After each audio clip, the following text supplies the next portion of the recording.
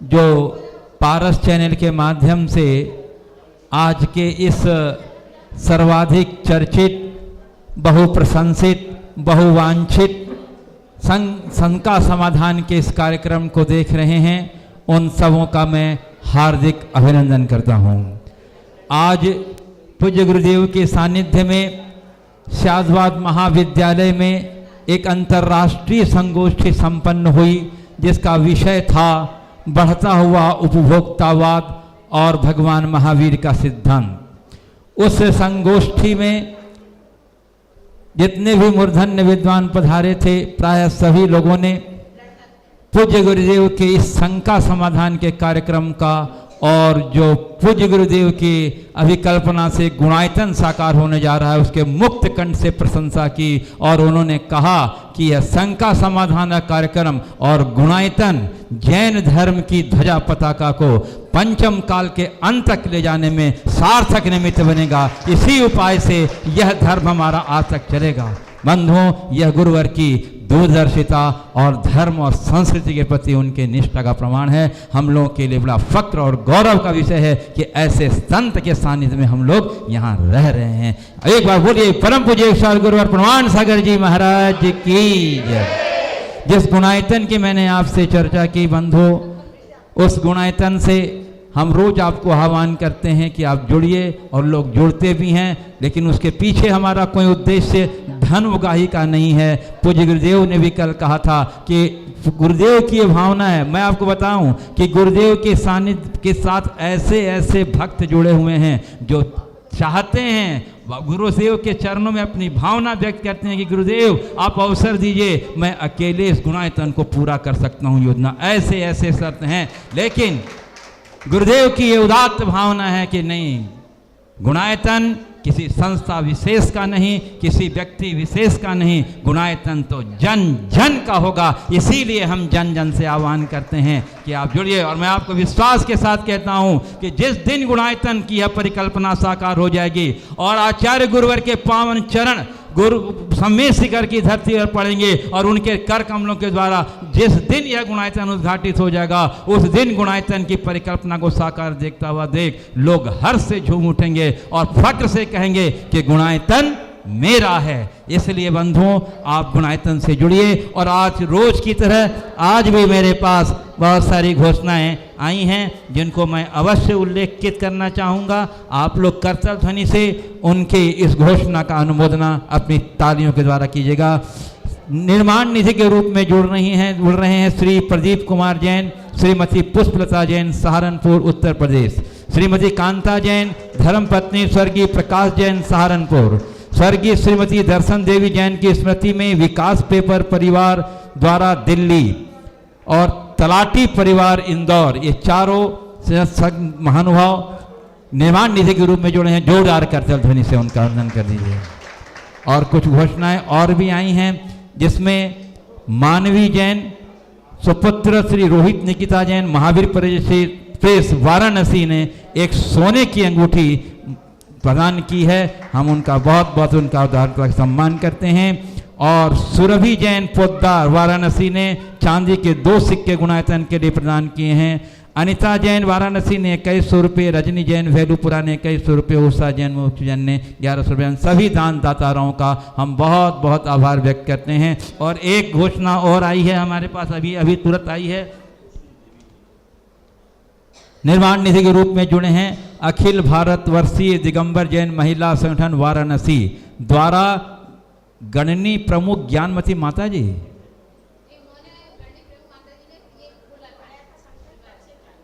अच्छा, गणनी प्रमुख ज्ञानमती माता जी के द्वारा स्थापित भारतवर्षीय महिला संगठन ने यहाँ भेलूपुर दिगंबर जैन मंदिर में है, उसकी सचिव प्रमिला समरिया है, वो निर्माण निधि के रूप में जुड़ी हैं। बहुत बहुत आपको आभार। और अब ये क्या और है, श्रीमती कुसुम देवी जैन वाराणसी, ये भी निर्माण निधि के रूप में आज गुणायतन से जुड़ी हैं। जोरदार करतल ध्वनि से इनका अभिनंदन कर दीजिए बंधु।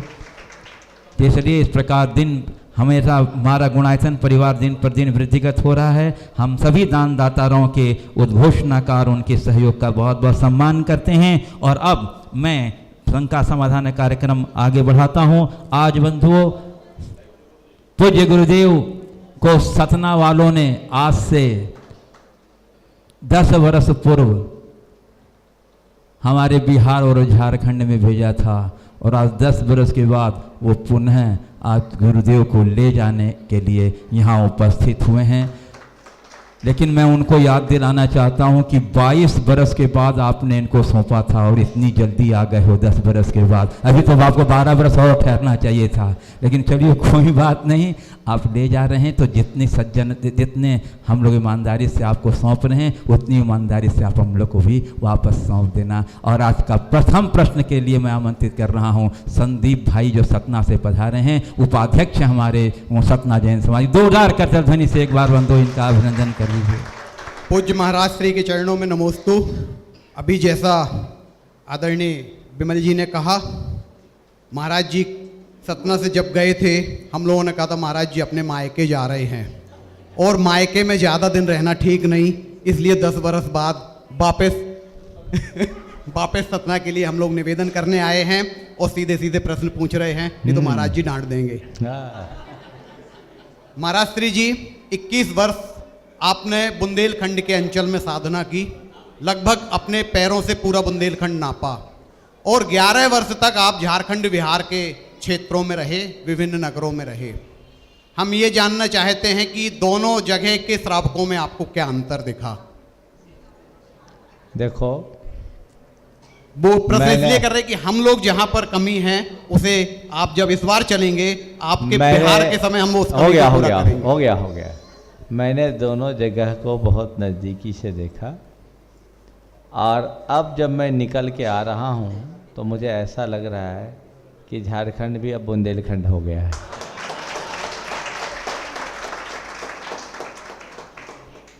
भावनाएं समाज में हैं, केवल जगाने वालों की कमी। बुंदेलखंड आदि में धार्मिकताएं हैं, साधु संतों के प्रति समर्पण का भाव है, वहाँ के संस्कार कुछ अलग है, इधर थोड़ी भिन्नता है। लेकिन यहाँ थोड़ा कमी अगर दिखती भी तो उसके पीछे कारण श्रद्धान का अभाव नहीं, जनसंख्या के घनत्व का अभाव दिखता है। यहाँ 1-2 बार लोगों ने मुझसे कहा महाराज यहाँ बहुत कम लोग सामने दिखते हैं, तो मैंने कहा पूरे झारखंड में 1257 जैन परिवार है, जितना जबलपुर के एक मोहल्ले में लाडगंज में। तो रेशियो अगर देखा जाए तो लोगों का बराबर है। भावनाएं अब सब जगह बहुत उभर गई है, और लोग खूब उत्साह के साथ जुटे हुए हैं धर्म की प्रभावना में, संयम के रास्ते पे। इसके बाद मैं आमंत्रित कर रहा हूँ श्रीमती सरिता जैन मिर्जापुर, और उसके बाद तैयार रहेंगी सुमन जैन मिर्जापुर और रेखा जैन बनारस। हाँ, थोड़ा जल्दी माइक दो उधर, आनंद। सरिता जैन के बाद तैयार रहेंगी सुमन जैन मिर्जापुर और रेखा जैन बनारस। हाँ। कोई भी भूमिका नहीं बनाएंगे, नमोस्तु बोलने में ज़्यादा समय नहीं लगाएंगे, सीधे सीधे प्रश्न करेंगे, प्रश्न पूछने के पहले नमोस्तु कर लेंगे। जल्दी बोलिए। हाँ, महाराज जी बोलते हैं कि पुण्य कर्म के उदय से निरोग काया, विद्या, कुल, ऐश्वर्य सब प्राप्त होता है। लेकिन जो मिथ्या दृष्टि जीव होते हैं, अन्य मतलब धर्म को मानने वाले, उनको तो इस सब का ज्ञान नहीं होता, लेकिन वो क्यों पुण्यात्मा होते हैं, वो क्यों निरोगी होते हैं, क्यों अच्छी मतलब। देखिए पुण्य का संबंध मिथ्यात और सम्यक्त से नहीं। पुण्य पाप सब में होता है। ऐसा हो सकता है कि एक सम्यक दृष्टि के पाप कर्म का उदय हो और एक मिथ्या दृष्टि के पुण्य का उदय हो। तो ये पुण्य पाप तो जो किसके द्वारा किया गया है वो सब करते ही हैं, लेकिन जिसकी जैसी भूमिका वैसा होना चाहिए। मिथ्या दृष्टि पुण्यवान जरूर होता है, लेकिन उसके बाद भी वो आत्मज्ञान से शून्य होने के कारण संसार में भटकता है, और सम्यक दृष्टि पुण्यहीन होता है, फिर भी वह आत्मज्ञान होने के कारण बड़ा सुखी रहता है। महाराज जी मिर्जापुर आगे चलिए, आगे बस नेक्स्ट। सुमन जैन मिर्जापुर, उसके बाद तैयार रहेंगे रेखा जैन बनारस। नमस्ते गुरुवर। जैसे माइक हाथ में। हाँ गुरुवर, जैसे जैन साधु आते हैं तो हम लोग अन्य समाज वालों के, अन्य लोगों को बुलाते हैं। तो जब कभी अन्य धर्मों के साधु आते हैं तो अगर वो हम लोगों को बुलाते हैं तो हम लोगों को जाना चाहिए कि नहीं जाना चाहिए? इसमें अपनी व्यवहार कुशलता का परिचय देना चाहिए। पारस्परिक जो सामाजिक समरसता है उसको उस भाव से देखना चाहिए।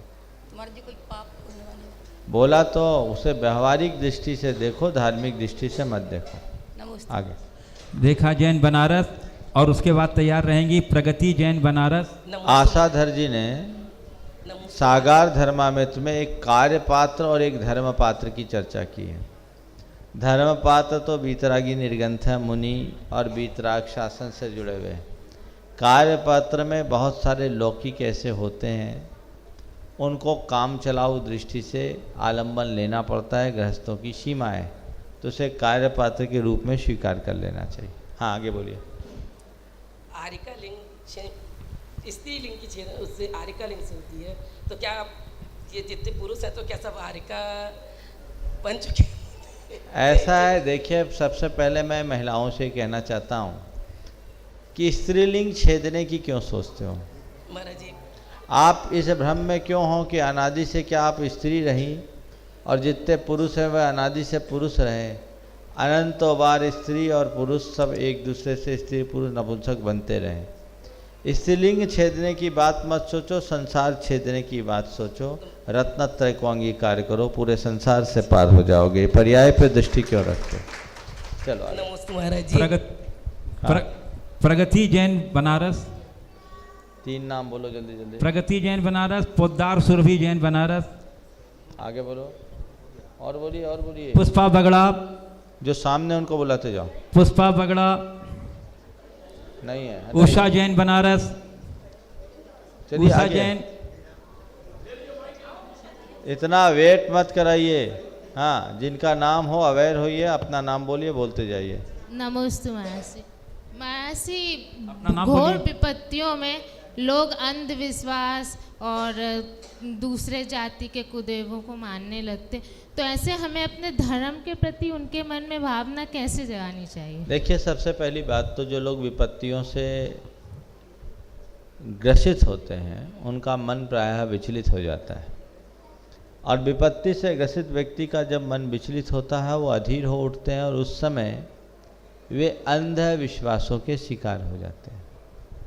हमें चाहिए कि जब व्यक्ति स्थिर हो, जिस समय उसके सामने कोई विपत्ति ना हो, तभी उसके अंदर ऐसे संस्कार जगा दे कि वो वस्तु के स्वरूप को जाने, कर्म सिद्धांत का श्रद्धानी बने, कर्म कांड में ना उलझे। व्यक्ति को ये समझाना चाहिए कि विपत्ति में भी कोई तुम्हें बचाने वाला नहीं है। बचाने वाला यदि है तो तुम्हारा अपना कर्म है, तुम्हारा पुण्य कर्म है। और जब तक उस पुण्य कर्म का उभार नहीं आएगा,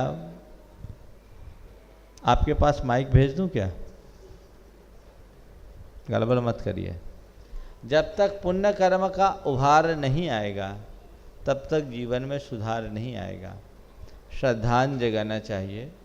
और मेरे संपर्क में ऐसे अनेक लोग हैं जिनके जीवन में विपत्ति आई और विपत्तियों की घड़ी में वो इधर उधर भटके, बाद में और परेशान हुए, फिर उनको समझ में आया कि मैं कहाँ गलत था।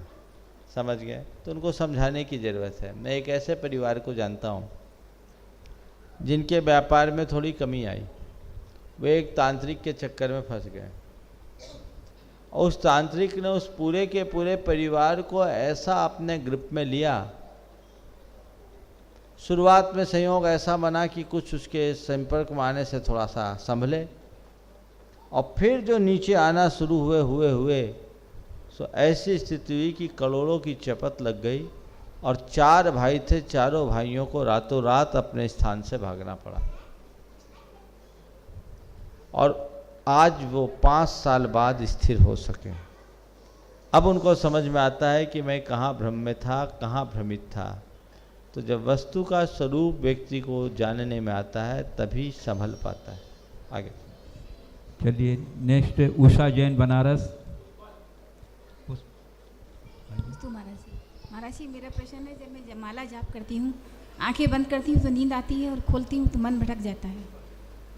आंखें बंद करने से नींद आती है, आंखें खोलती हो तो मन भटकता है। तो ऐसा करो ना, आंखें बंद करो ना खोलो, बीच में रखो। मतलब नासा दृष्टि रखो। नासा दृष्टि यानी अपनी नासिका के अग्रभाग को देखना शुरू करो। उससे आपकी एकाग्रता भी बढ़ेगी, मन का भटकाव भी रुकेगा, और नींद से भी बच जाओ। पुष्पा बगड़ा। नमस्ते महाराज जी। आत्मा का अहित कौन करता है? आत्मा का हित करता है आत्मा का अज्ञान, या आत्म के अहित विषय कसाय, इनमें मेरी परिणति न जाए, है ना। चलिए आगे। हाँ, पोद्दार सुरभि जैन। हो तो गया, आगे बढ़िए। चलिए, पोद्दार प्रवीणा ललित कुमार जैन वाराणसी। आप ऐसा करिए, जिनके जिनके प्रश्न हैं अपना नाम बोलते जाए, प्रश्न करते जाए। मैं उषा जैन। हाँ नमस्ते महाराज जी। महाराज जी, मेरा प्रश्न है तत्वार्थ सूत्र का क्या तात्पर्य है? तत्वार्थ सूत्र का क्या तात्पर्य है? इसमें किसका वर्णन किया हुआ है? आज तत्वार्थ सूत्र के बारे में तो हर जैन जानता है। तत्वार्थ सूत्र, तत्व ही है अर्थ यानी प्रयोजन जिसका, उसको बोलते हैं तत्वार्थ, और सूत्र के रूप में लिखा हुआ होने के कारण उसे तत्वार्थ कहते हैं, तत्वार्थ सूत्र कहते हैं। ये मोक्ष शास्त्र भी कहलाता है। इसमें मोक्ष का वर्णन है, जीवादिक 7 तत्वों का वर्णन, मोक्ष मार्ग का वर्णन। एक प्रश्न गुरुदेव कमलेश जी शास्त्री दलपतपुर सागर से जो आए पूछ रहे हैं, मैं उन्हें आमंत्रित कर रहा हूं। कमलेश जी शास्त्री। 2 नाम पहले से बोलिए ना आप, और तैयार रहें। पूज्य मुनिश्री को नमस्तु। महाराज श्री, मेरा प्रश्न है कि शेयर मार्केट में अधिकांश जनों का इन्वेस्टमेंट है, परंतु बहुत सी कंपनियों के व्यापार अहिंसक नहीं है, तो क्या उन कंपनियों के शेयर खरीदने से हिंसा का दोष लगता है? कृपया हमारा मार्गदर्शन करिए। शेयर बाजार से संबंधित प्रश्न पहले भी आए हैं और मैंने समेत शिखर जी से भी इस संदर्भ में बात की। देखिए, शेयर बाजार के विषय में पहले तो मैं आपको कहता हूँ, बहुत सीधी साधी व्याख्या में एक लाइन में करता हूँ कि जिस धंधे में माल खरीदने के बाद दाम घटे और माल बेचने के बाद दाम बढ़े, उसका नाम शेयर बाजार है। जो खरीदने के बाद भी रुलाए और बेचने के बाद भी रुलाए, उसका नाम शेयर बाजार। ये रुलाने का धंधा है, फिर भी आजकल इसका बहुत बाहुल्य है। आज मैं ज़्यादा पुनरावृत्ति नहीं कर रहा हूँ, बहुत पहले मैंने इसकी चर्चा की। लेकिन आपने पूछा है जिनके प्रोडक्ट में हिंसा है, अगर आप उसका शेयर खरीद बेच रहे हैं तो आप भी हिंसा के साथ विनिमय कर रहे हैं, और उस कंपनी के हिंसा का शेयर आपके हिस्से भी आएगा। इसलिए ऐसे कंपनी का काम नहीं करना चाहिए। ब्यूटी विदाउट क्रुएल्टी ने ऐसे लिस्ट निकाली है जिसमें कौन सी शेयर कंपनी की, कौन सी जिनकी एंट्रीज है, उनमें किनकी कंपनी हिंसक प्रोडक्ट बनाते हैं, उसका पूरा डिटेल उसमें है। तो मैं तो आपसे कहूँगा कि या तो शेयर के काम में लगो ही नहीं, और लगो भी तो कम से कम आँख खोल करके लगो ताकि पाप से बच सको। कुसुम जैन और उसके बाद सरिता बगड़ा तैयार रहेंगी। कुसुम जैन और बोलिए 3-4 नाम बोलिए। सरिता बगड़ा, सुनीता जैन ठठेरी बाजार और अनीता जैन। आ जाइए चारों जने। कुसुम जैन, सरिता बगड़ा, सुनीता जैन ठठेरी बाजार और अनीता जैन। हाँ, आगे हटाइए कागज हटाइए। नमस्ते महाराज जी। दान कई प्रकार के होते हैं, लेकिन धन को क्यों ज़्यादा महत्व दिया जाता है? दान कई प्रकार के होते हैं, पर धन के दान को ही ज़्यादा महत्व क्यों दिया जाता है? बहुत अच्छा प्रश्न आपने किया है। देखिए, दान में आहार दान, औषधि दान, उपकरण दान, आवास दान, ये 4 दान हैं। और ये चारों दान अगर पात्र दान की दृष्टि से देखा जाए तो ये सब धन पर आश्रित है। बिना पैसे के आप आहार दे सकते हो, बिना पैसे के औषधि की व्यवस्था कर सकते हो, बिना पैसे के आप उपकरण दे सकते हो, या बिना पैसा के आप आवास दे सकते हो? नहीं दे सकते। दया दान में पैसा नहीं लगता, लेकिन कौन सी दया में? किसी की सेवा करना हो तो वहाँ भी कई बार पैसा लगता है, किसी की चिकित्सा करना हो तो भी वहाँ पैसा लगता है। तो मूल रूप से दान का उद्देश्य है स्वपर का उपकार, और परोपकार के कार्य में आज किसी न किसी रूप में धन का प्रयोग होता ही।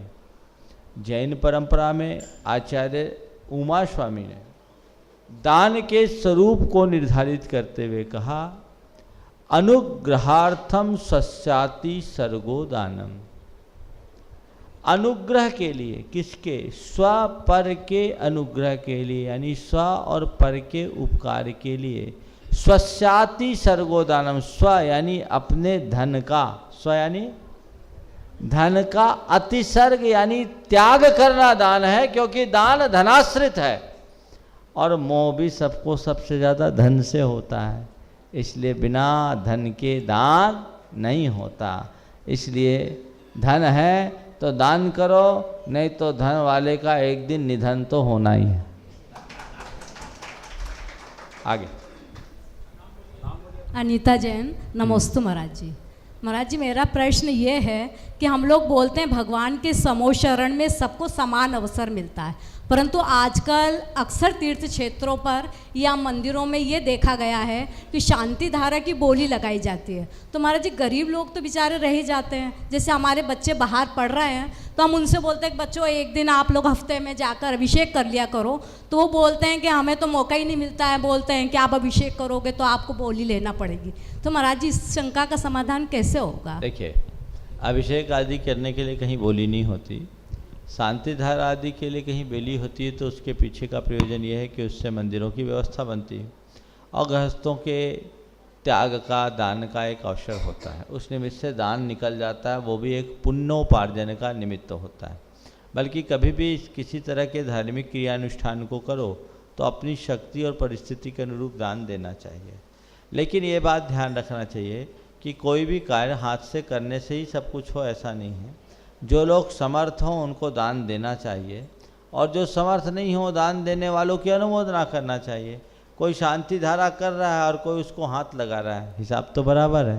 हाथ नहीं लगा रहा है, दोनों हाथ जोड़कर अनुमोदना कर रहा है, तो भी तो शांति को प्राप्त कर रहा है। अभिषेक आपने कर लिया, शांति धारा का लाभ आपने ले लिया, इसमें हानि क्या है? इसमें किसी को पीछे तो नहीं किया गया ना।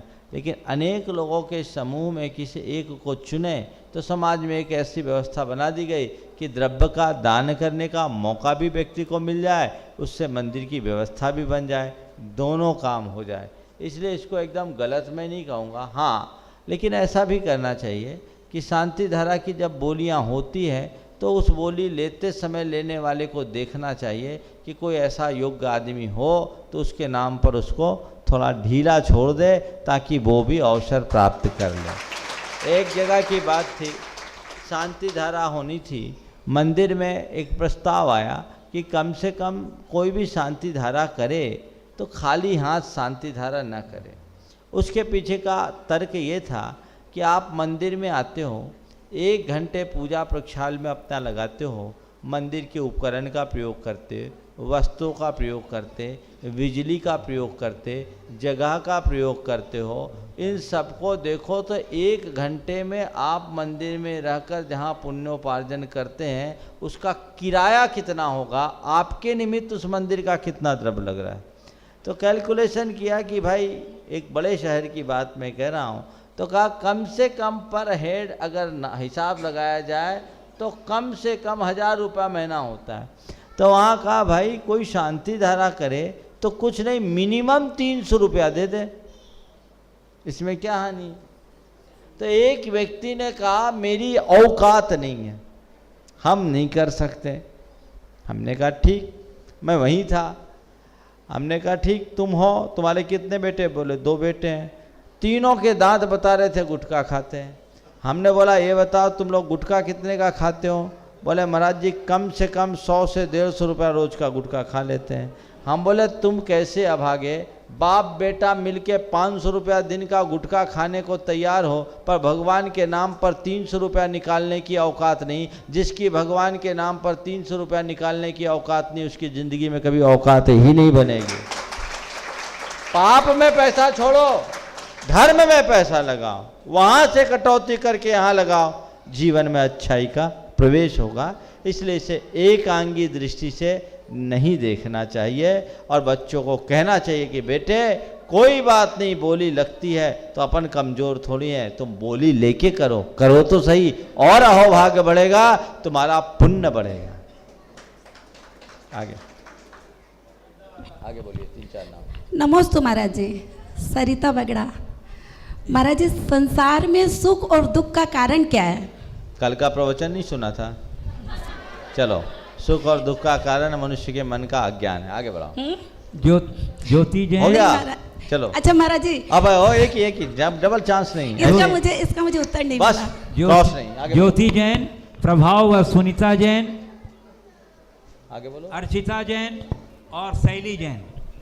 नमस्ते महाराज जी। महाराज जी, जब हम पूजा करते हैं तो उसमें स्थापना करते हैं, उसके बाद क्रिया विसर्जन के बाद उसमें हम जल या चंदन डाल के उसका आचमन करते हैं, तो ऐसा करना सही है? जल और चंदन डालकर आचमन, आशिका लेते हैं। आचमन नहीं, आचमन तो मुंह में चका जाता है। नहीं, ये आँख में लगाते हैं। आशिका लेते हैं, उसका कोई औचित्य नहीं, ये एक रूढ़ी है। क्या हो रहा है? बातचीत क्यों कर रही हैं आप लोग? मर्यादा का परिचय दीजिए, अनुशासन बताइए, आगे चलिए। नमोस्तु महाराज। मैं ज्योति जैन। नमोस्तु महाराज। महाराज जी, सिद्धों ने अपने 8 कर्मों को किस तरह से उसका नाश किया, ये बताइए। सिद्धों ने 8 कर्मों को कैसे नष्ट किया? नष्ट किया तब तो सिद्ध हुए।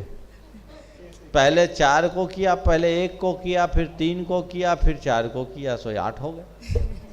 चलिए, इसकी पूरी कर्म सिद्धांत की प्रक्रिया है और कर्म के विनाश करने की प्रक्रिया को जब हम कर्म शास्त्रीय भाषा में बताएंगे तो कम से कम 1 घंटा लग जाएंगे, इसलिए अभी बताने का अवसर नहीं है। सार संक्षेप में ये होता है कि सबसे पहले मोहिनी कर्म में दर्शन मोहिनी कर्म का क्षय होता है, फिर चारित्र मोहिनी कर्म में मोहिनी कर्म की 21 प्रकृतियों का क्षय होता है। दर्शन मोहिनी के साथ 4 अनंतानुबंधी का अभाव करते हैं, फिर उसके बाद मोहिनी कर्म के शेष 21 प्रकृतियों को क्रम से क्षय करते हैं, उसकी पूरी व्यवस्था है। और उसके बाद 12वें गुण स्थान में आकर ज्ञानावरण दर्शनावरण अंतराय कर्म का क्षय करते हैं, फिर 14वें गुण स्थान में जाते हैं तो शेष अघातिया कर्मों का क्षय होता है। सार में इतना ही। चलिए नेक्स्ट आइए, नाम बुलाइए, नाम बोलिए आप।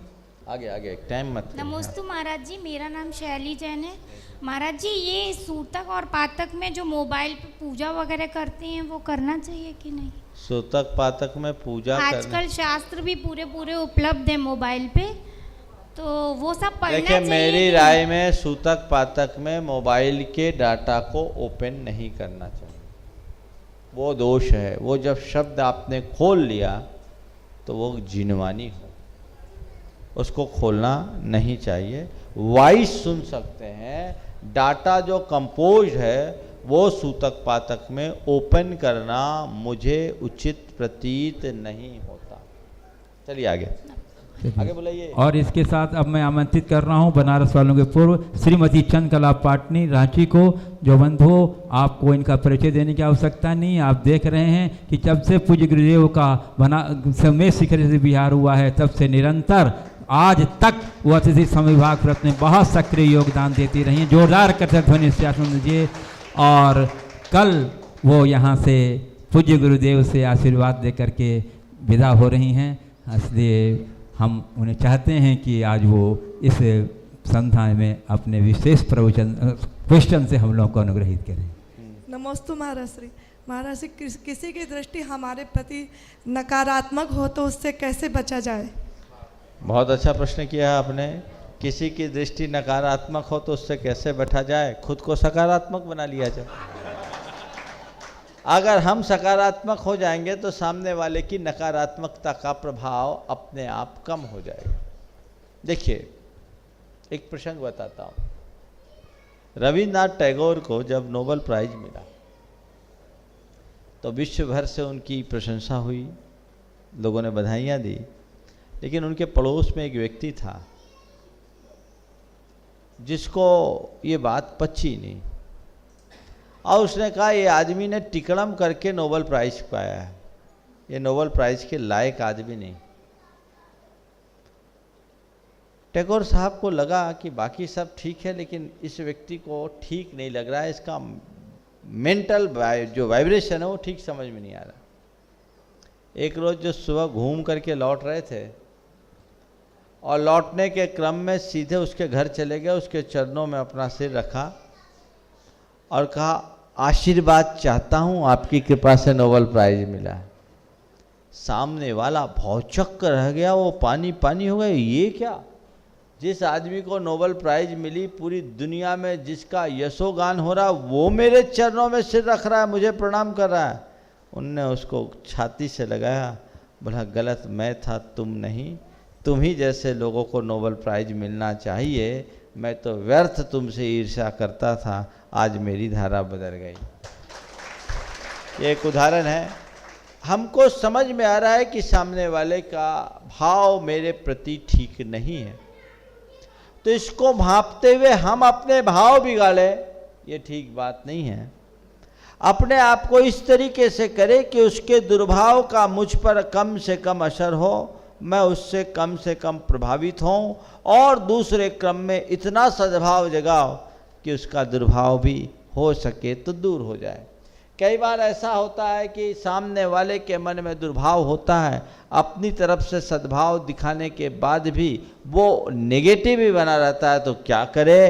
तो हमारे यहाँ एक नीति है, माध्यस्थ भावम विपरीत वृत्तों। फिर उसके प्रति न्यूट्रल हो जाएं।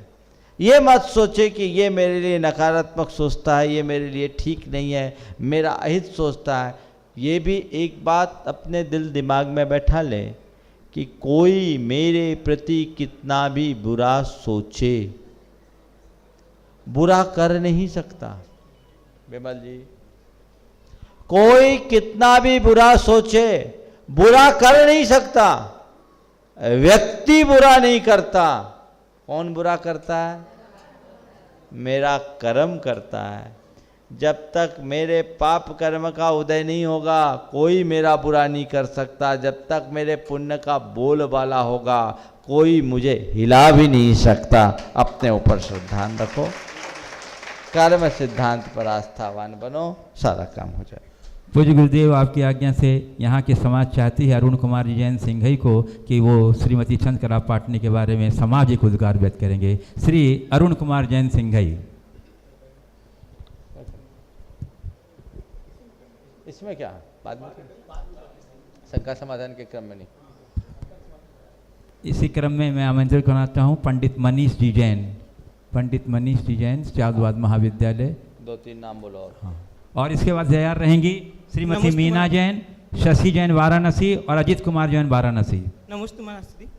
महाराष्ट्री, वर्तमान समय में वास्तु विधान का बहुत प्रचलन चल गया है, तो क्या यह आगम के अनुसार है कि आगम के विरुद्ध है? देखिए, वास्तु विधान के नाम पर जो क्रियाकांड चालू हो गया वो जचता नहीं। हमारे आगम के अनुसार वास्तु की शुद्धि होती है, घर की शुद्धि करना, यानी वहाँ की नकारात्मक ऊर्जा को ख़त्म करना।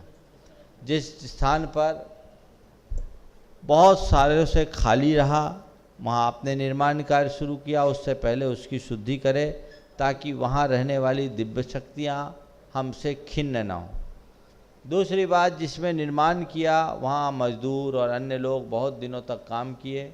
काम करते रहने के कारण वो कई तरह के अशुद्धियाँ वहाँ करते हैं, तो उस निगेटिविटी को ख़त्म करने के लिए वास्तु की शुद्धि होती है।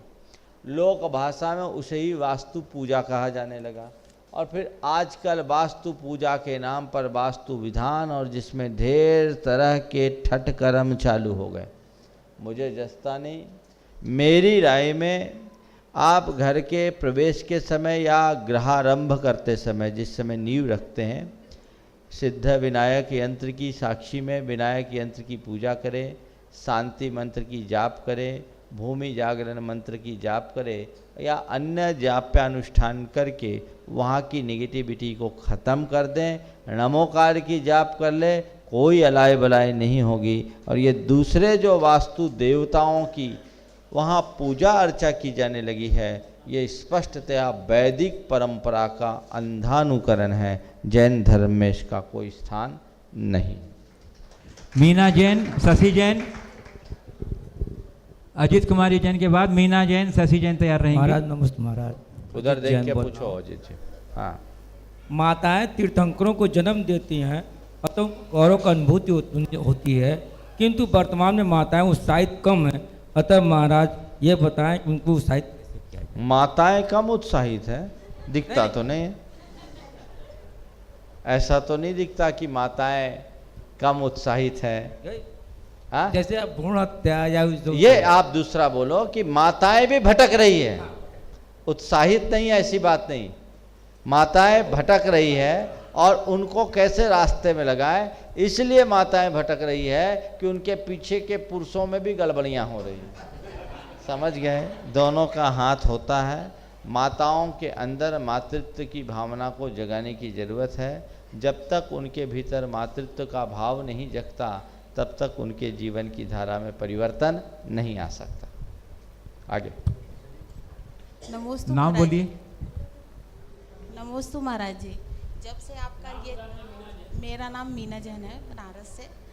जब से आपका ये शंका समाधान का ये सत्र चल रहा है, हम लोग टीवी पर निरंतर देख रहे हैं और बहुत इच्छा थी आपके दर्शन की। आप तो प्रश्न पूछो। हाँ बोलो। हम ये जानना चाहते हैं कि हम लोग मंदिर के लिए निकलते हैं तो पैर में चप्पल होती है, तो क्या भगवान की स्तुति या चालीसा या कुछ भी पढ़ते हुए आ सकते हैं या जा सकते हैं? देखिए, चप्पल पहने हुए भगवान की स्तुति करे कि नहीं करे, है ना? इस संदर्भ में कायदे से तो नंगे पांव आना चाहिए। लेकिन एक प्रसंग मुझे याद आ रहा है, सुनो ध्यान से। गांधी जी से किसी ने शिकायत की कि कुछ लोग प्रार्थना में आते हैं और सिगरेट पीते हैं, क्या प्रार्थना वक्त करते वक्त सिगरेट पीना चाहिए? गांधी जी ने जवाब दिया, प्रार्थना करते वक्त सिगरेट नहीं पीना चाहिए, सिगरेट पीते वक्त प्रार्थना कर सकते हैं। बात समझ गए? भगवान का नाम लेते समय जूते चप्पल नहीं पहनना चाहिए, पर जूते चप्पल पहने पहने भी भगवान का नाम आ जाए तो मौन नहीं रहना चाहिए।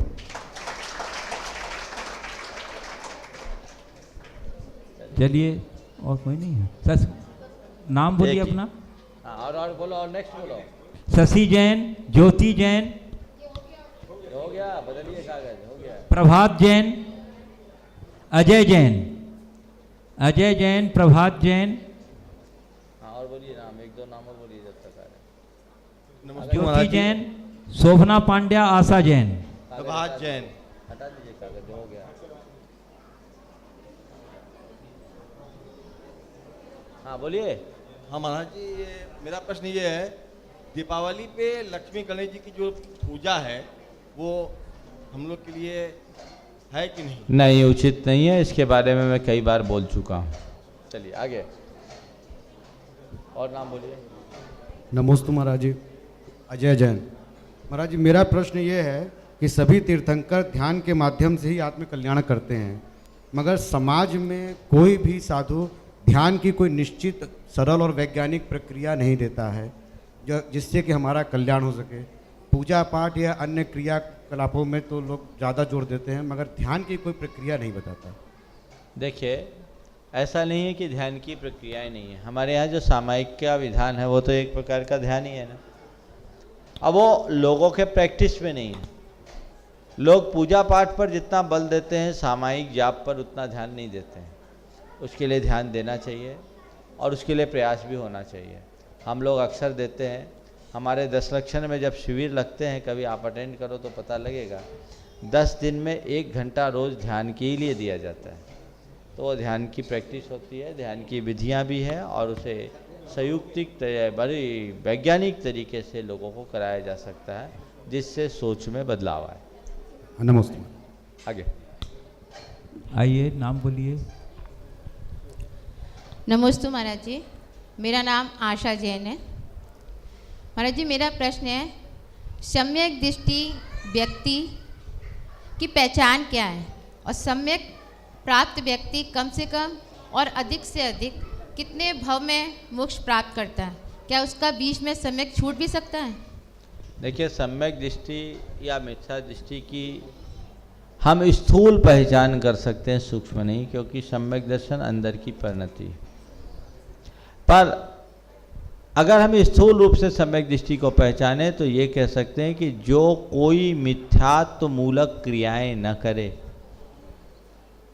जिसके अंदर प्रशम, संवेग, अनुकंपा और आस्तिक्य जैसे गुण प्रकट हो, जो सम्यक्तोचित क्रियाओं का, कर्तव्यों का दृढ़ता से पालन करे, उस व्यक्ति को स्थूल रूप से हम सम्यक दृष्टि मान सकते हैं।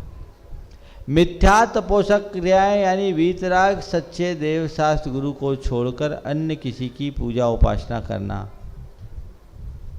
इसी प्रकार सम्यक्तोचित क्रियाओं का मतलब वो मूढ़ताओं से मुक्त रहे, मद से रहित होकर सम्यक दर्शन के 8 अंगों का अच्छे से पालन करे, सच्चे देव शास्त्र और गुरु का परम अनुरागी हो और जिसके हृदय में प्रशम, संवेग, अनुकंपा और आस्तिक्य जैसे गुण प्रकट हो, उसे हम स्थूलतः सम्यक दृष्टि कह सकते हैं। इसके बावजूद यदि उसके कर्म का क्षय उपशम नहीं हुआ तो गारंटी नहीं है। रहा सवाल सम्यक दर्शन की प्राप्ति के बाद कितने भावों में मुक्ति हो सकती है। सम्यक दर्शन को प्राप्त करने वाला जीव अर्ध पुद्गल परावर्तन काल तक संसार में भटक सकता है। वो बहुत लंबा काल है। हाँ, सम्यक दर्शन के साथ यदि चारित्र अंगीकार कर ले, मुनि बने, तो भावलिंग सहित 32 भाव में मुक्ति उसको हो जाती, उससे ज़्यादा नहीं।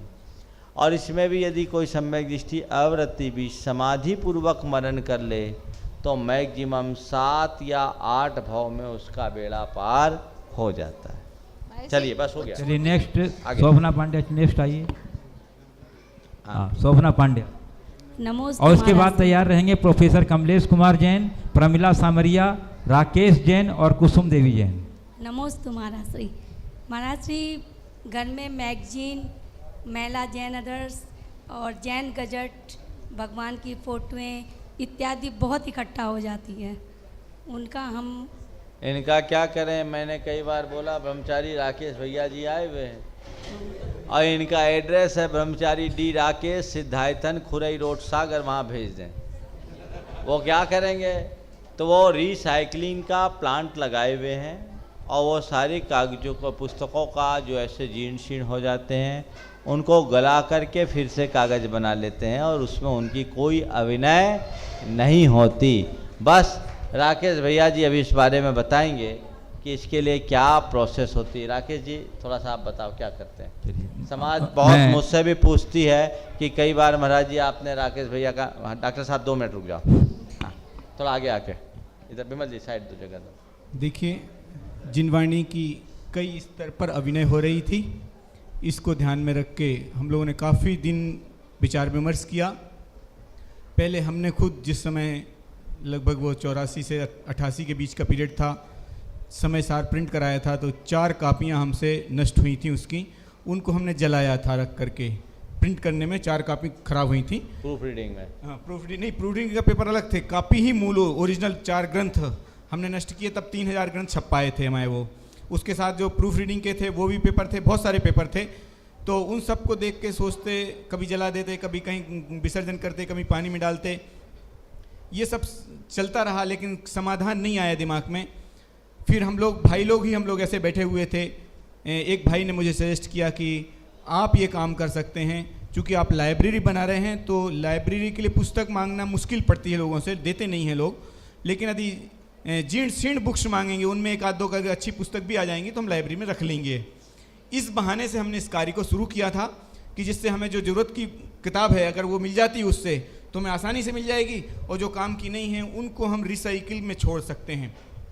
रिसाइकिल में हम वो चीज़ें छोड़ते हैं जो जल गई हों, गल गई हों, दीमक लग गई हो, फट गई हो, जो काम के लायक नहीं हो, उनको हम रिसाइकिल में छोड़ते हैं। और ख़ास तौर से पेपर फॉर्म की चीज़, माने कागज़ की चीज़ों को भेजना चाहिए, लकड़ी, फ्लेक्स इत्यादि चीज़ें नहीं भेजना चाहिए उसमें। इसके लिए हमने अभी नियम एक बना रखा है, उसको आप लोग खास तौर से ध्यान रखें। आपके जिस मंदिर से, जिस कमेटी से, जिस संस्था की वो सामग्री है, मान लीजिए आपने एक बिंडल बना के रखा है कि वो हमें भेजना है, सागर भेजना है, तो आपको उस कमेटी के लेटर हेड पर लिख के देना होगा कि ये हम अपने मंदिर कमेटी से भेज रहे हैं इसको। ये जब तक आप ना देंगे तब तक हम वहाँ नहीं रख सकेंगे। कितने भी आप यहाँ वहाँ से सोर्स लगाएं उसका कोई फ़ायदा नहीं होगा। जब तक आपका हाँ लिखा हुआ नहीं आएगा तब तक हम वहाँ नहीं रख पाते हैं। ये हमारी कुछ मजबूरी है, उसके पीछे कुछ कारण हैं। इससे हम 3 चीज़ें बचा ले जाते हैं। हमारा जो लक्ष्य है उसमें, एक तो हम जिनवाणी की अभिनय बचा ले जाते हैं, जो यहाँ वहाँ पड़ी रहती हैं फट जाने के बाद, अथवा कोई चाट वाट के पास में किसी पान की दुकान पे मिल जाएंगे, कहीं कुछ मिलेंगे, उनको जहाँ वहाँ पड़े रहने से उससे हम बचा लेते हैं। एक दूसरा, उससे जो नया पेपर बनता है वो कुछ काम में आ जाता है। तीसरा जो है, उससे जो यदि हम उसको जलाते अथवा पानी में डालते तो उतना पेपर वेस्ट होता और उसके लिए अलग से पेड़ और काटे जाते या बांस काटे जाते। तो उधर बांस बच जाते हैं, इधर पेपर बच जाता है, इधर अभिनय बच जाती है। ये 3 फायदे हम उसमें से देखते हैं और इसमें हमें लगातार मेहनत करनी पड़ती है, तब मुश्किल से काम होता है। हमारे पास अभी यूनिट नहीं है कि हम रिसाइकिल करते हों कुछ, हमें वहाँ प्रोसेस करके रिसाइकिल के लिए छोड़ना पड़ता है। बाहर जाते हैं हमारे इधर से सब भी, जैसे आप यहाँ से भेजते हैं, फिर हम वहाँ से इकट्ठा करके जब पूरा लाट हो जाता है 10-15 टन का, 20 टन का लाट हो जाता है, तब कहीं रिसाइकिल के लिए जाता है। और रिसाइकिल पेपर मिल जो होते हैं वो बड़ी मात्रा में रहते हैं, इतनी 1-8 टन 2-4 टन के लिए नहीं लगते हैं। प्रतिदिन उनको 20 टन माल चाहिए होता है, तब उनका काम चलता है। इसलिए उस प्रोसेस को हम संभव नहीं कर सकते। कुछ लोगों ने पूछा कि अगर हम अपने धन लगा लें, हम अपने पास में नज़दीक में कर लें तो संभव हो क्या? तो संभव नहीं हो सकता है, क्योंकि उसको संगठन रूप में ही काम करना पड़ेगा, तब काम हो सकेगा। और इसके लिए जो मैं आपसे कहा हूँ उस चीज़ को खास तौर से ध्यान रखें, क्योंकि इस मंच से इस विषय में कई बार सूचनाएं दी गई हैं, लेकिन शायद इस सूचना का कम या प्रसारण हुआ है या अभाव रहा है कि आपको अपनी कमेटी के, यदि व्यक्तिगत भी है तो व्यक्तिगत लेटर आप दे दें कि हमारी पर्सनल जिनवाणी है, पत्रिकाएं हैं, जो कुछ भी हैं, या 1 नग है, 2 नग हैं, कार्टून है, बोरी हैं, जो भी आप भेज रहे हों उनके नंबर लिख के आप दे दें तो रखने में आसानी होती है। धन्यवाद। बहुत सुंदर काम कर रहे हैं राकेश जी। और ये अभी मैंने बोला ना, ब्रह्मचारी डी राकेश, सिद्धायतन, खुरई रोड, सागर, लिख दो, पहुंच जाएगा। ठीक है। और इनके और फ़ोन नंबर वगैरह भी दे दिए जाए। फ़ोन नंबर बता दीजिए, आप बता दीजिए 1 मिनट फ़ोन नंबर। कांटेक्ट करने के लिए फ़ोन नंबर है पूरे देश के लोग इसको नोट कर ले, जो भी सुन रहे हैं, 0999 099 31 55667। रिपीट कर दो। 0999 31 55667। बहुत सुंदर। तो मैं ये कह रहा था कि ब्रह्मचारी जी ने ये बहुत अच्छा काम किया है और ऐसे भी ये बहुत अच्छे काम कर रहे हैं। जैन धर्म की इनसाइक्लोपीडिया बनाने का एक उपक्रम प्रारंभ हुआ, जिससे ये बहुत कुशलतापूर्वक देख रहे हैं और आने वाले समय में शायद वो कार्य आगे बढ़े। डॉक्टर साहब पूछो। पूज्य श्री नमोस्तु। जब हम पूजन करते समय थाली में स्वस्तिक बनाते हैं और सबसे ऊपर टॉप पर हम सिद्ध शिला का स्वरूप वहाँ पर बनाते हैं, चंद्राकार। तो आजकल जो कुछ लोग नए ढंग से सिद्ध शिला के स्वरूप के संदर्भ में कह रहे हैं कि नहीं, वो छत्राकार होती है। तो सिद्ध शिला छत्राकार है, मतलब लगाए हुए अथवा उसको ऊपर किए हुए। एक बात तो ये। दूसरा, थाली में हमें क्या अपनी परंपरा को छोड़ करके क्या फिर से दूसरे प्रकार से छत्रम, वो जो चिन्ह है सिद्ध शिला का, वो बनाना चाहिए या क्या करना चाहिए? दोनों का स्वरूप स्पष्ट करें। देखिए, आगम में इस विषय में स्पष्ट शब्दों में लिखा, उत्तान धवल छत्राकार। उत्तान का अर्थ होता ऊर्ध्वमुख, उत्तान साई बालक होता है।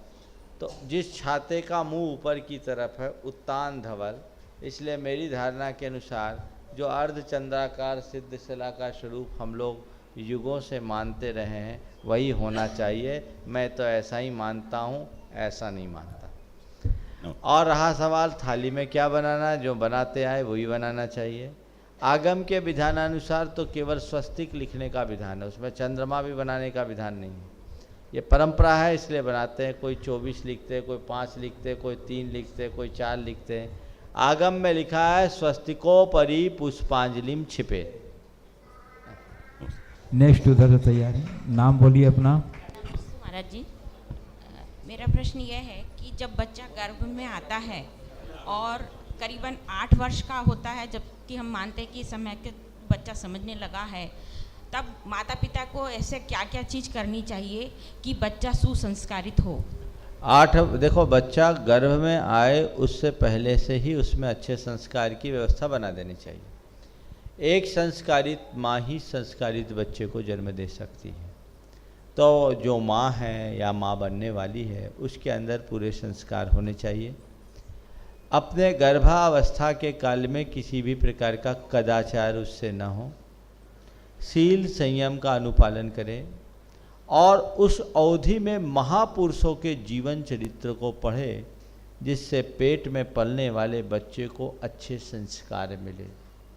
वीर पुरुषों, पराक्रमी पुरुषों, महापुरुषों के जीवन चरित्र को पढ़ने से एक अच्छे पराक्रमी संतान को जन्म दे सकती हैं, संस्कार युक्त संतान को जन्म दे सकती है। फिर बच्चा जब जन्म ले तो जो हमारे यहाँ विधि है, व्यवस्थाएं हैं, उसके अनुरूप बच्चे को अच्छे संस्कार देने की कोशिश करें और जो अपेक्षा हम बच्चों से रखते हैं खुद में पहले उतारें। बच्चों को अच्छा संस्कार देने के लिए आपको भी बहुत सावधान होना होगा। जो माँ बाप अपने बच्चों के सामने दायित्वहीन व्यवहार करते हैं, वे एक उद्दंड पीढ़ी को जन्म देने का अपराध करते हैं। कई बार माता पिता बच्चों के सामने ओछी हरकतें करते हैं, बच्चे उनका अनुकरण करते हैं तो वो हंसते हैं, थोड़ी दिन के लिए वो ठीक लगता है, कालांतर में वही बच्चे उद्दंड हो जाते हैं और माँ बाप की खुली अवहेलना करने लगते हैं। ऐसा कभी नहीं करना चाहिए। 8 वर्ष की उम्र होते ही उस बच्चे को किसी मुनिराज के चरणों में ले जाना चाहिए, उसे मध्य, मांस और मधु का प्रतिज्ञापूर्वक त्याग दिलाना चाहिए, पंच उदंबर फल का त्याग दिलाना चाहिए, अहिंसा, दया और करुणा की भावना जगानी चाहिए, देव शास्त्र गुरु के प्रति उसके हृदय में श्रद्धांजलि जगाने का भाव जगाना चाहिए और अगर संभव हो तो देव दर्शन आदि का भी नियम दिलाना चाहिए, ताकि वो आगे बढ़कर अपने जीवन को ठीक बना सके। आगे नेक्स्ट, और उसके बाद तैयार रहेंगे ब्रह्मचारी आकाश जी जैन सलावा। हाँ बोलिए, हाँ बोलिए, जल्दी बोलिए। मैं पोदार प्रवीणा जैन। नमस्ते महाराज जी, मैं ये पूछना चाहती हूँ कि बैराग किसे कहते हैं? क्या बैराग की अवस्था में घर गृहस्थी में रह सकते हैं क्या? बैराग का मतलब क्या है? संसार, शरीर और भोगों से निर्वृत्ति का नाम बैराग, समझ गए? राग के अभाव का नाम बैराग है। अब रहा सवाल, बैराग घर गृहस्थी में हो सकता है कि नहीं? कदाचित बैराग हो सकता है, पर बैरागी बन सकते हो, बीतरागी नहीं। बैराग के 2 रूप हैं, एक वो बैराग जो आपको घर से बाहर निकाल दे और एक वो बैराग जो आपको घर से उदासीन बना दे। गृहस्थ घर में घर से उदासीन बनकर रह सकता है तत्व ज्ञान के प्रताप से, लेकिन सच्चा वैराग्य तो तब है जब घर परिवार से बाहर निकलकर अपने में डूबे। ब्रह्मचारी आकाश जी जैन, जिन्होंने आज इन्होंने स्टाद्वाद महाविद्यालय में बहुत विद्वतापूर्ण संचालन किया है संगोष्ठी का, वह हमारे पर प्रश्न पूछिए। एक बार कौशल ध्वनि से इनका आप सम्मान कर दीजिए।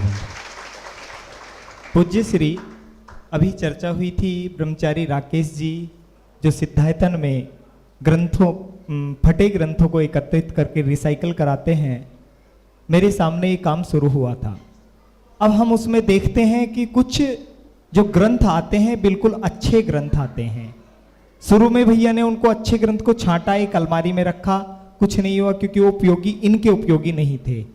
अब हम देखते हैं भैया परेशान हो गए इस चीज से, जो अच्छे ग्रंथ आते हैं उनके कवर फाड़ के भी उनको रिसाइकिल में देना पड़ता है। मेरे से 1-2 लोगों ने कहा कि देखो तुम्हारे राकेश भैया के यहाँ अच्छे ग्रंथ फाड़े जा रहे हैं, रिसाइकिल में दिए जा रहे हैं, क्या वो उचित है या उसका उपाय क्या है? ये दोष उनको है जो भेज रहे हैं, आपको दोष नहीं। आपको तो उनने रिसाइकिल के लिए भेजा है, तो आपने जिस लिए लिया है वो काम आप कर रहे हैं। दरअसल बात यह है कि लोगों को अब शास्त्र भी बोझ लगने लगे, और जो व्यक्ति को शास्त्र बोझ लगेंगे उनकी ज़िंदगी का बोझ कभी उतर नहीं सकता। इस बात को ध्यान में रखो। शास्त्र को बोझ मत मानो, शास्त्र को बोध प्राप्ति का निमित्त मानो। घर परिवारों में आजकल चाहे जहाँ जिनवानी लोगों को गिफ्ट दे दी जाती है, पढ़ने की रुचि नहीं रहती, और लोग फिर सोचते हैं चलो रिसाइकिल हो रही वहाँ भेज दो, घर में कहाँ रखेंगे। कई बार लोगों के मन में ये भी भाव रहता है कि घर में शुद्धि नहीं है तो जिनवानी हम कहाँ रखेंगे। तो उसको आप ऐसे मत भेजिए, अच्छे ग्रंथों को आप वहाँ भेजिए जहाँ उसकी आवश्यकता है। सही में जो जीर्ण शीर्ण हो जाए उन्हें ही भेजना चाहिए, और जो जीर्ण नहीं हुए हैं उनको घर में सुरक्षित रखना चाहिए ताकि आने वाली पीढ़ियाँ उसको संभाल सके। देखो जिनवानी के प्रति क्या दृष्टि होनी चाहिए। 1 मिनट का समय है। सम्राट सिकंदर के पास एक विदेशी व्यक्ति आया और रत्नों का एक संदूक भेंट किया। रत्न का संदूक भेंट किया, उसने लिया तो अपने मंत्री से पूछा इसमें क्या रखूं। किसी ने कहा अपना ताज रखो, किसी ने कहा अपना आप हस्त रखो, किसी ने कुछ कहा, किसी ने कुछ कहा। सम्राट से पूछा आप क्या चाहते हैं, तो सम्राट सिकंदर ने कहा कि इस संदूक में मैं अपना वो धर्म ग्रंथ रखूंगा जो मुझे जीवन की दिशा देता है। तो धर्म ग्रंथ को सबसे ऊंचे स्तर पर रखना चाहिए, उसे इस तरह की तो नौबत ही नहीं आनी चाहिए। जो लोग ऐसा करते हैं कि बिल्कुल व्यवस्थित ग्रंथ को भी ऐसे रिसाइकलिंग के नाम पर भेज देते हैं, वे सच्चे देव शास्त्र गुरु के भक्त ही नहीं। जिनके हृदय में शास्त्र की विनय नहीं, वो जीवन में कभी कल्याण नहीं कर सकता। उन्हें संभाल कर रखिए। घर में एक कक्ष ऐसा बनाइए जो जिनवानी कक्ष हो, और वहाँ आपकी सारी जिनवानियाँ सुरक्षित हो इस तरीके से कि उसमें दीमक आदि भी न लगे और आप उसका रख रखाव कर सके। आज आप, कल किसी को कुछ भी हो सकता है। किसी शायर की 2 पंक्तियों के साथ विराम दे रहा हूँ। रद्दी समझकर आपने फेंका था कल जिसे, रद्दी समझकर आपने फेंका था कल जिसे, मुझको उसी किताब ने जीना सिखा दिया। बस आज यहीं पर। हाँ, और है समय बाकी है, 1 मिनट और बाकी है। हाँ, ब्रह्मचारी कुसुम देवी जी जो पूछे। हाँ बोलिए। बहुत दर्द है पैर में। बोलिए 1 मिनट है। हाँ जल्दी करो, 1 मिनट बचा है। हाँ। नमोस्तु महाराज जी, कुसुम देवी नाम है। महाराज जी मेरा प्रश्न ये है कि हम बहुत लगन से उपदेश भी सुनते हैं, स्वाध्याय भी करते हैं, लेकिन महाराज जी ऐसा ज्ञान कर्म का उदय है कि दिमाग से उतर जाता है, ध्यान नहीं था। इसका उपाय बताइए। सुनो, दिमाग में चढ़ाने के लिए स्वाध्याय मत करो, दिमाग को ठिकाने लगाने के लिए स्वाध्याय करो। दिमाग ठिकाने लगे रहेगा, काम हो जाएगा। जितनी देर स्वाध्याय कर तो दिमाग ठीक रहता है ना, तो बस लगे रहो और बाद में भी अपने दिमाग को ठीक रखो। इस तरीके से अगर आप स्वाध्याय की क्रिया करोगे तो आपके जीवन में परम आनंद की अनुभूति होते रहेगी। इस प्रकार आज के इस शंका समाधान के आधा मिनट बाकी है। देखिए 2 जने दीप्ति जैन। कुछ बोला राकेश। हाँ जल्दी। नमस्ते महाराज जी। हो गया। आज ऐसा है, जैन धर्म वाणी से भी हिंसा की इजाजत नहीं देता है। हाँ। तो कुछ हमारे जैन संत जिन स्त्रियों ने पर जाति में शादी की रहती है, या कुछ विधवा स्त्रियां जो दोबारा विवाह करती हैं, जिसको हमारी सरकार भी मान्यता देती है, वो आहार नहीं ग्रहण करती हैं, तो क्या ये हिंसा की श्रेणी? नहीं, ये हिंसा नहीं है, ये हमारी संहिता है। हम उनको अछूत तो नहीं बोल रहे हैं। हमारे हर क्रिया की एक मर्यादा होती, और जिसकी जो योग्यता होती वो उसी योग्यता के अनुरूप अपनी क्रियाएं करता है, उसको उसी दृष्टि से देखना चाहिए। ये हिंसा नहीं है, अन्यथा धर्म संबंधी सारी वर्जनाएं हिंसा हो जाएगी। नमस्ते। खत्म। और पहुंच जाने का मार्ग दिखाया। ऐसे गुरुदेवों के लिए मैं 2 लाइनें नमोस्तु करके बोल रही हूँ। गुरु तुम्हारे तब सवांगे पीठो तेरी ज्ञान की चर्चा होती है। राजा हो सब घर वैभव पाकर तुमने ठुकराया। 3 लोक में पूज मुनि पद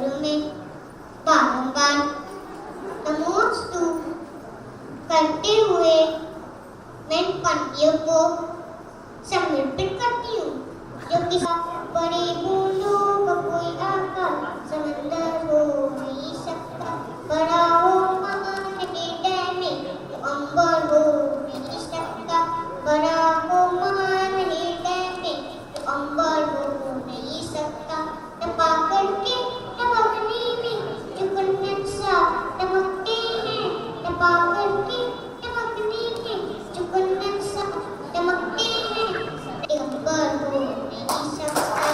कुछ पाने के लिए कुछ छोड़ना जरूरी है, बहुत कुछ पाने के लिए बहुत कुछ छोड़ना जरूरी है, सब कुछ पाने के लिए सब कुछ छोड़ना जरूरी है।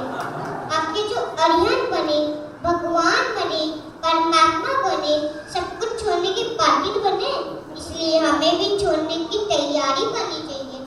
सूरज डूबने का, निकलने का समय निश्चित है, गाड़ी आने का, जाने का समय निश्चित है, लेकिन जीवन का समय निश्चित नहीं है। स्कूल जाने से वही बचा रहता है जिसका होमवर्क नहीं होता, गाड़ी में जाने से वही रहता है जिसके पास टिकट नहीं होती, आटदारी से वही रहता है जिसके खाते पूरे नहीं होते, मौत आने से वही रहता है जिसकी तैयारी नहीं होती। इसलिए भगवान के पद पर चलकर समय दर्शन प्राप्त कर सकते हैं। मौत